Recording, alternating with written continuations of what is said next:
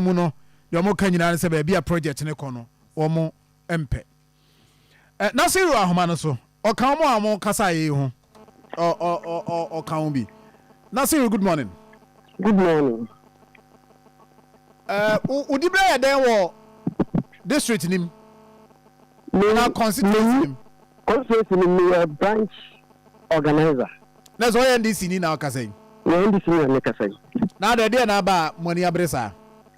Enye refresh bibia na ya den aba. En so yi na de nim se aban eba se ya obia epro entotuma. So de ko ni constituency. Obia epro entotuma se we de ko ni constituency.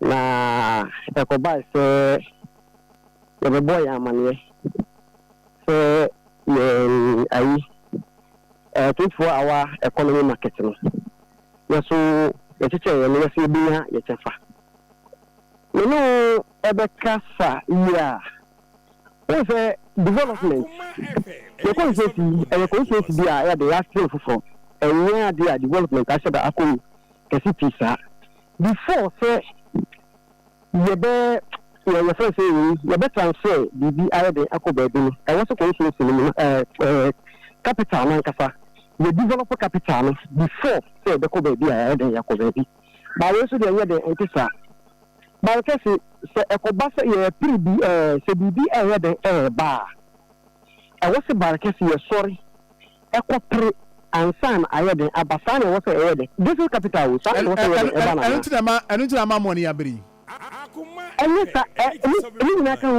Number 2, it's our 24-hour economy market. No, I didn't know him found process bear now so much from.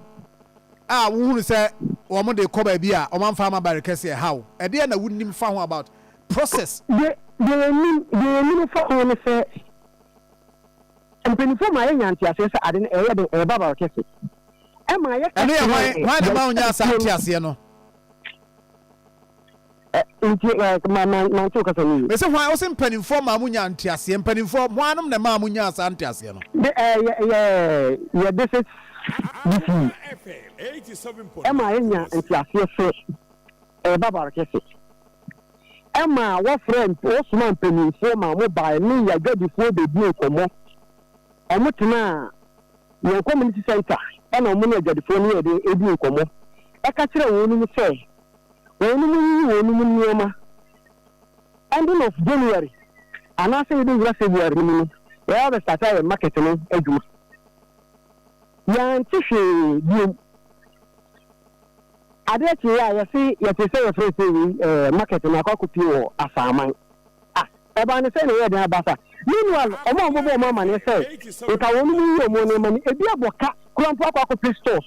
Omo ne dey because of we dey do marketing nti.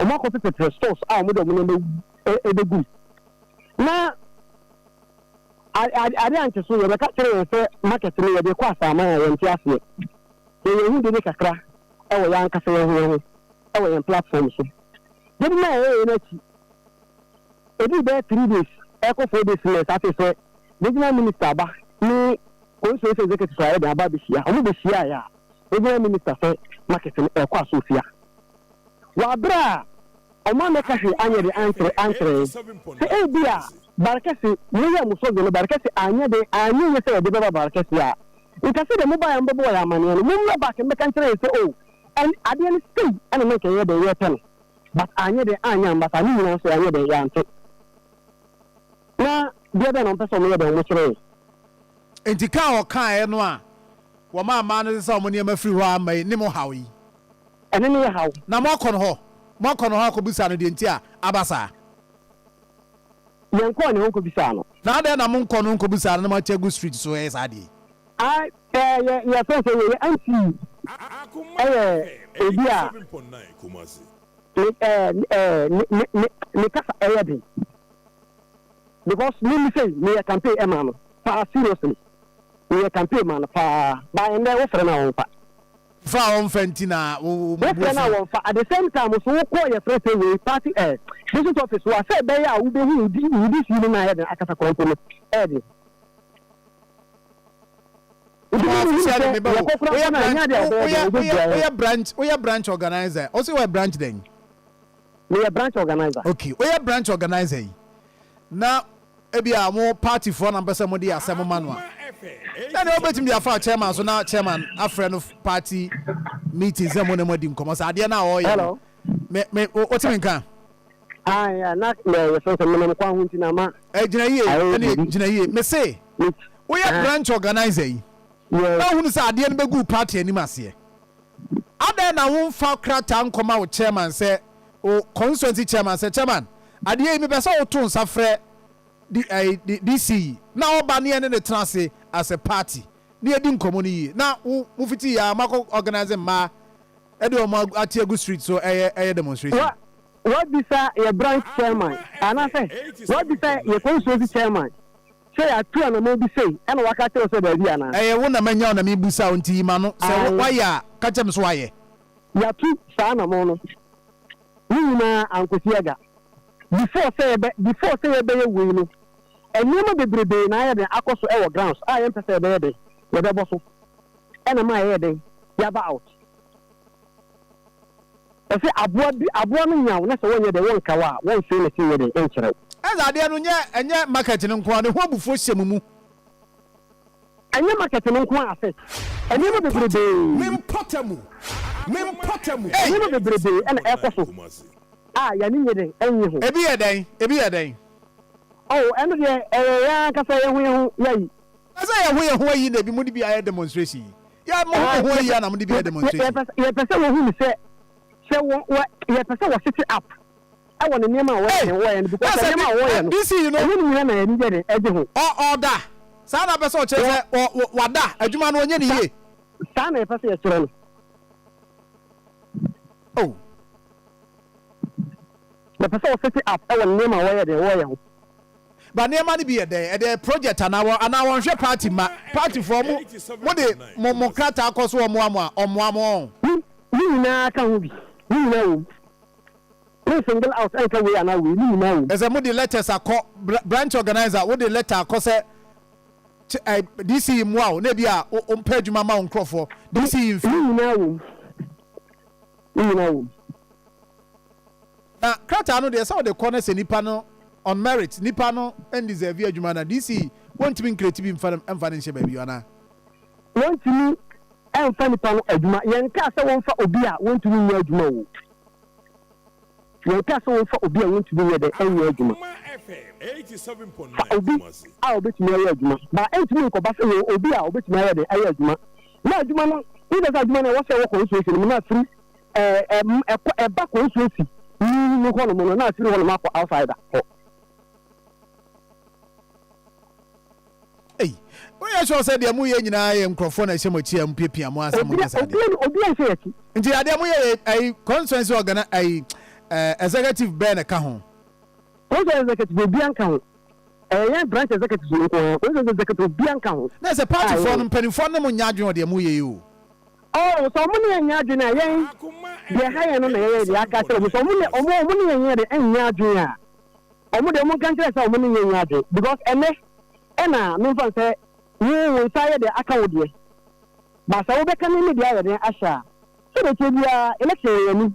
But I bet you say, who are your friends saying, what party Abamu? Nobody post best 2 years where you were there through the fire the Abba. And he said, more, say, this is a church in which I must say, project, no.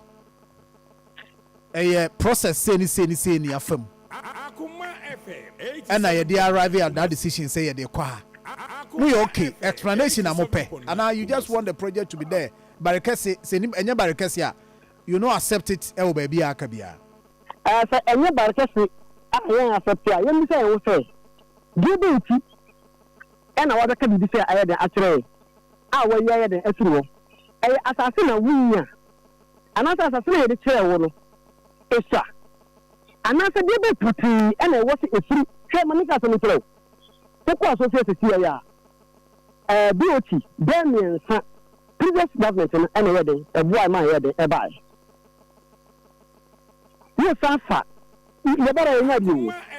ba wo sa so we e dia kwa ka asofia ho boom no bare de no wo ya ma bare wo won dis ni mami ka so mi kiro yo aha yo district office wo si CI ni ana me di kan ka so district office no district no sofra aye de aba district office I buy MPP and we de number 1 number 2 your court and also MPP abraso ana mo pray de buy no kwa for NDA police station ya see yes here a band district office no the same thing MPP de buy we ko agenda 111 we na yam no we ye de ba ni na MPP le pray de buy yam bi say ho say as a DCE we Barekase ya de ben wa pray de abre Barekase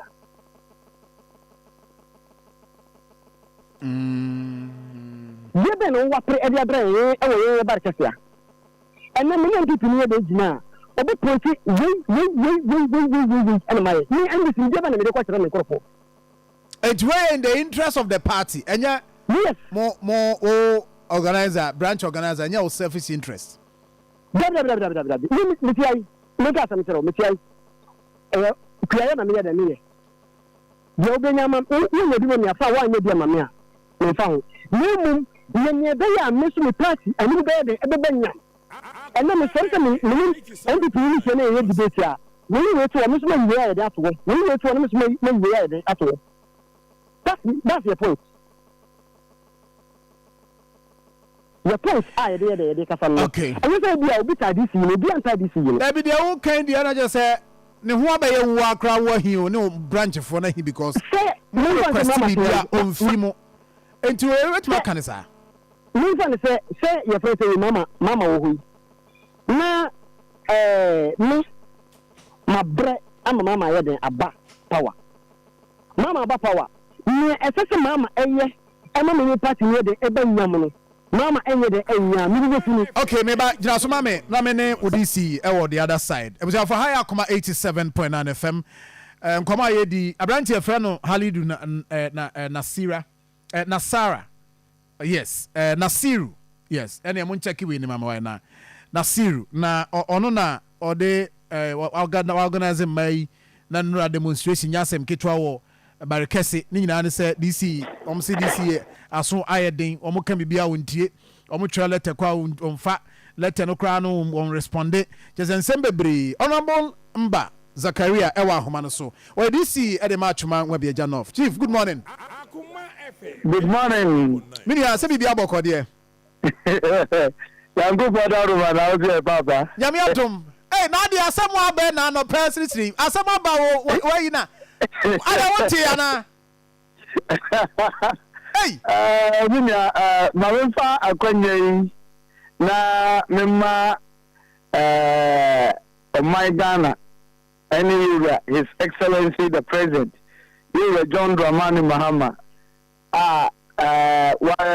ye o boy jumaden ama Ghana empuntu eye enkoso ama ne Ghana nyina edadi say His Excellency Ejumadi empuntu no ebe ma Ghana akoso from said omopeno na pepepe da so no wayi ni say osi ni na mu awo mpesi aso say ye me boy jumaden say e fata na yendi na namo so na adwuma no enye nkoso na minia obusa my friend because what's umudu really different from the ekoso or one district na minia first of all mame clear we enfrio one obi be ni wa was submitting letter to my office ope reply reply letter no obi eni ho they should come out with evidence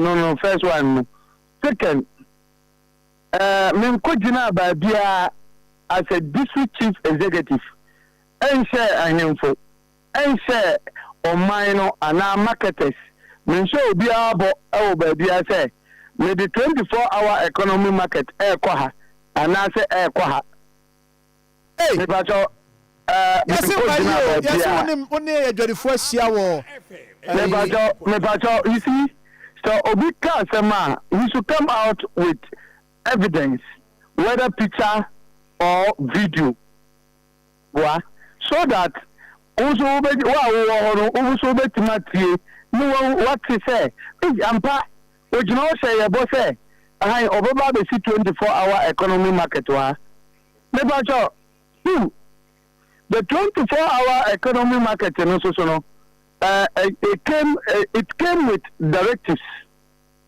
never sure what you say it came with assembly no so came with directive yes and assembly no so no juma under rules and regulations and laws.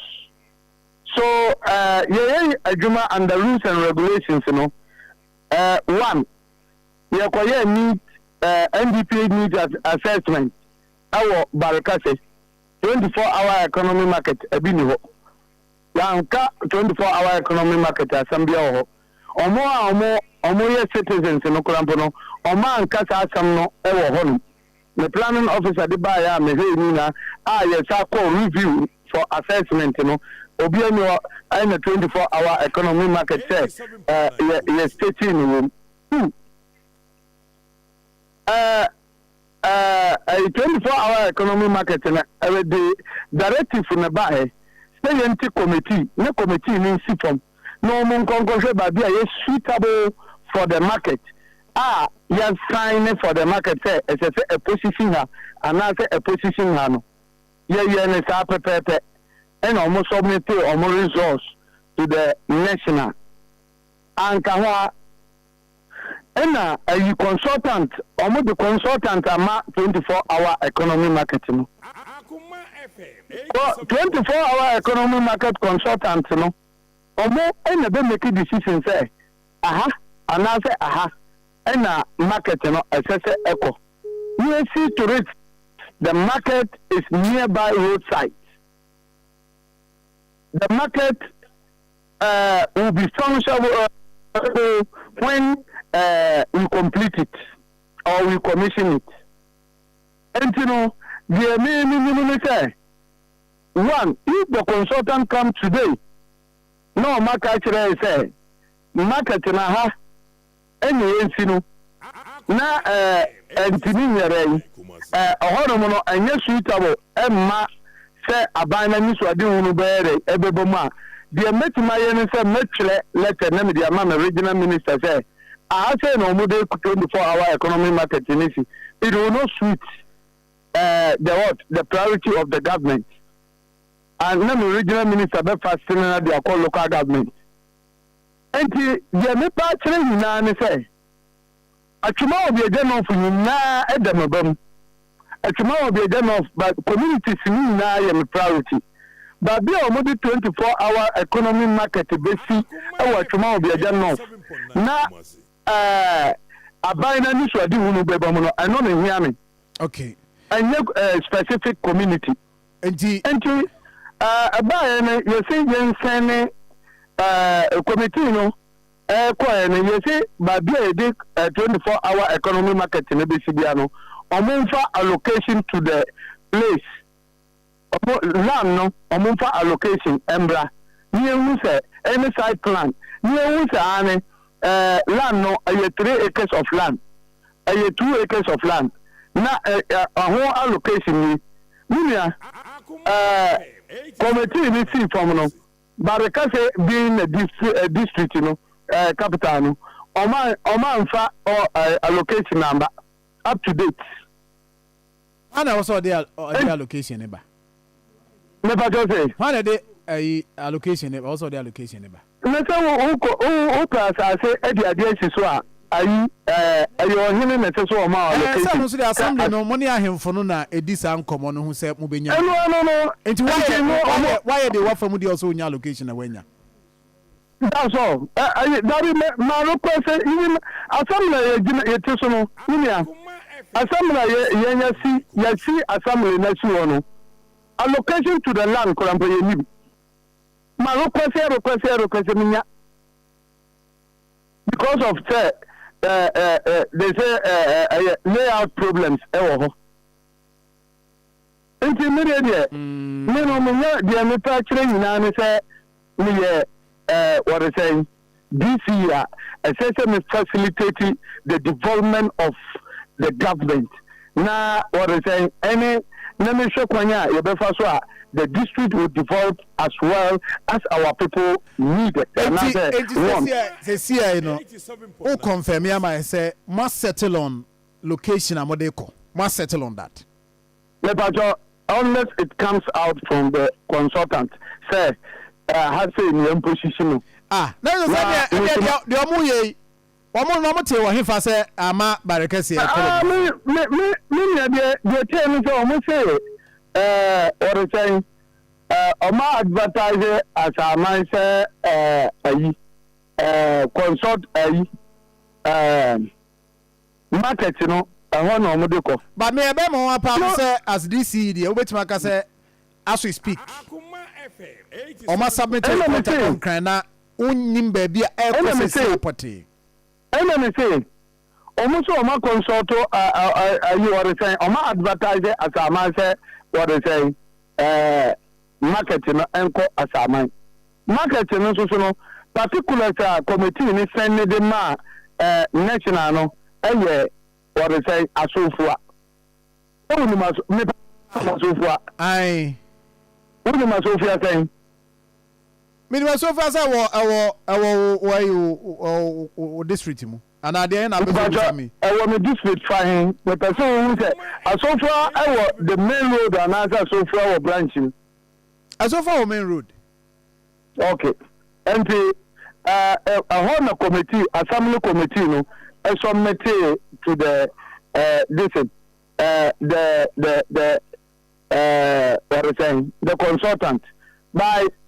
You consultant no my buy no mo say asamai more advertisement by no mo say asamai but o mo say one kasa hu na ya me pacho truly me kasa ane my site me site area na meboa by ya communicated through the regional minister say ba bia omoka no enye ho ene district district committee attend okay me pacho making the necessary corrections say media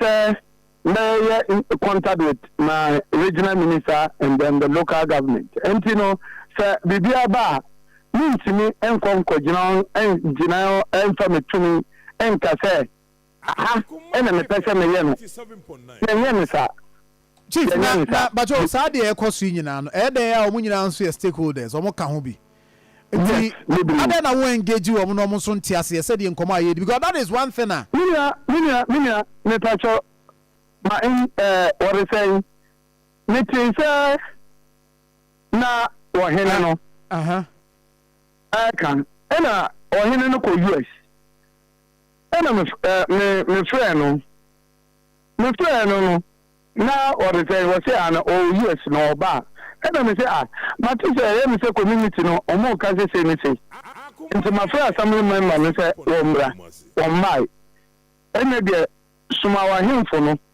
na omumra ne nyina ye ntena se na me ntie de ho ena suma na himfo ena na himfo no ba me office omo ba me office on Thursday. And the mobile office on Wednesday, sorry. And the tenancy. The tenancy, and the catch Mebusa almost say, Matisse say, Muslim Jina by Biam promise, say, may the 24-hour market, bar, and as I say. And almost so extra, my green, so Omo Martin from Musa, yeah, they call as a man. So far, and by advert, as a man a breast, a basso. And then say, now, as a man, about advert, so no one can say as a man, by more Kuba, I'm by advert, so as Anna, so it means that now can be you or Honoma, other than among consort to me, I'm a DCE, no, from now, Modiere. What they call other way say yɛte saa ne yɛ 24-hour economy market ɛkɔ ha okay ade na yɛ process ɛwɔ mmara mu mepatwɔ tie ɛwɔ mmara mu ɛne yɛyɛ dɛ yɛn nyinaa yɛdi mmara no so ɛde yɛ adwuma ɛnti biribi a wotie aseɛ no sɛ woba me nkyɛn na wobusa me ɔmo sɛ ɔmo ba mu nyam obi biara ni hɔ a Nasiru mpatsɔ nim Nasiru ɔsɔ yɛ branch organizer mepatwɔ bisa me sɛ dada wɔ aba me office wɔso wɔ ba wɔ hu Nasiru asɛm a mepatwɔ wɔn yɛ chief na gyina so ika kyɛn na sɛ ɔso kɔ ahu yaba ho bɛ sɛ deɛ wɔ hɔ yaba ho bɛ sɛ deɛ ebi ka sɛ yaba ho no mu a wa na ebi ka yɛ pɔn a nas tie okay chief mpatsɔ de tie ana mo kasa no ma kasa chief chief wɔde ɛbɛtene ho ase nti okay ana bo kasa no ma kasa bi ana wadi sa kwashe nti na mimi obinrin na Nasiru atoso enti me pacho mami bisa na question Nasiru obisa question Nasiru hello owoso no so far Nasiru me pacho sire me be a oba na office 87.9 Kumasi me ko ba kai mala di ba o me mala di na e ba ho me pacho e ga ben o me last year some people na me dey make am last year me pacho ai o say oba ni e se me kwa hin this year me now office me say oba ni e se me kwa hin me now office ena o mo say are dey ntina wa anya kwanya nhumi gobe office it's now almost 2 hours this is ena me ni say no office me nyehwe no ena oso pame ena wo say omoso mame nhumi ena me say DNT ena omoso uma nhumi office the because office one more me outside we there the air coso by train my car back to our driver you so me aduma Nasiru oti wo se ukoya no na bibi e koso office ho a yeah koso office obisa say so dey be no wire no office ho dey koso office ho need be dey koso office ho o de ye ni a pe say e be wie no na the assembly of get marriage okay chief offer ade na me pacho Wednesday atwebu no me meeting Nasiru 1-on-1 bisa me say me boa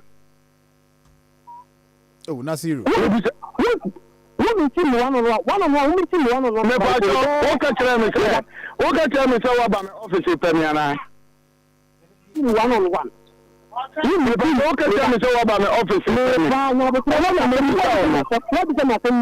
be no Nasiru, one thing is that Nasiru tell me. One thing is that I am just allowing this because of maybe I can defa tone so say all the letters are called unfiuni and yes I'm coming allow because of chief executive and party somebody clarification and the end of the NTF. Okay. Who decided to say the letters are called chief executives. Emma, your friends are only to Anamona, and I'm say, and also walk ho. What is that conscious executive to Sanamon? And also walk ho, also walk ho, Oqua, or Mama Wuno.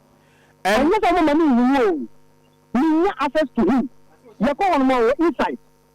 If I don't get my about 2 hours. The process is why they who DCE and because we're moving away from a party, same say be your party, so chairman your organizer now your day. We're moving away from that to DCE status. Into winning process also go through and sound why exhaust our process ni na. Because secretary ni adi exhausting. Okay. Now what they say DCE abuawo me who's I mean cause we educate you processor or go through some best project no understand money we are okay now what can I say you know me catch you Mr. Ryan so not no some to buy the Mr. Throw back and the bomb here one the one some worker say a big your first thing amoya your first thing access no Barekase anya the arm no and person here the power katra The person is say, hello. Who also? The person is say, Barekase anye the arm. Barekase anye the arm, Mr. Land. If you want to as a DCE, what to animal be? I say, I don't know for what about Barekase. And Barekase anye the. I was in Krata, some was in Kansaka allocation near the Ochayan in Sanka from Barekase. Consultant, they take the decision now. I want to be brand and I find also with the brand. I know what's them. So they are on Casa on the brand. And I will kind of more within the zone now the brand. I know the correct. Let me sign for it. If I try to see, let's see, I'm a more for the H account. Okay, Matthias, thank you very much. Chief, in a minute. Wrap up in a minute. Ono a party person eno pese party ya dia embra ono no ho intimate na se by asama ya kan nyina no ono onti ase assembly ne den krata ne ye adwuma enti sabin previous without enkrata sam no yentimi enye adwuma ema ne yi okay enti no the best thing is me dey me avoid for everybody obi bia obama hobia masa wo obama office one tia na wo ze wo katre ni say wo katre say what the series of letters obama office and so my responding to letter and that's allegation that you made meboa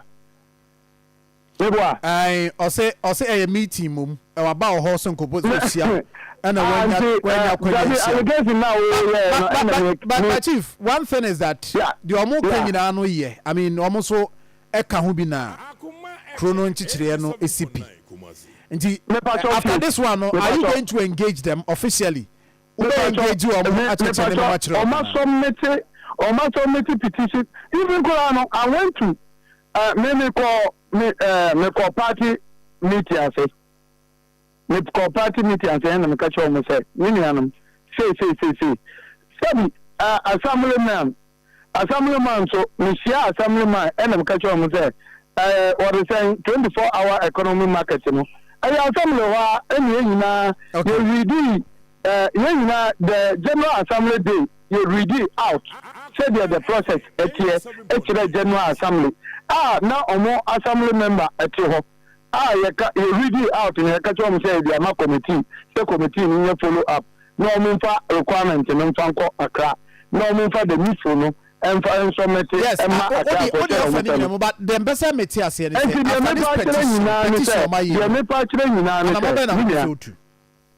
omo the petition amami me read the petition na ma engage omo akire omo how adwumadi no ayere etie na ma making sure say petition no ebe ko do badi say edu nti na mo a me metunu no by to say with the 24-hour economy market ebe ko location another location we no eno de there o fidika so ntimi njina o fidika so enka nto say me de be kwa ana me de be kwa there me say I will collaborate with the consultant and then my regional minister for us to find out a funner and then a suitable place for government project to function very well. Completed or committed. Thank you very much. This is a friend number Zakaria.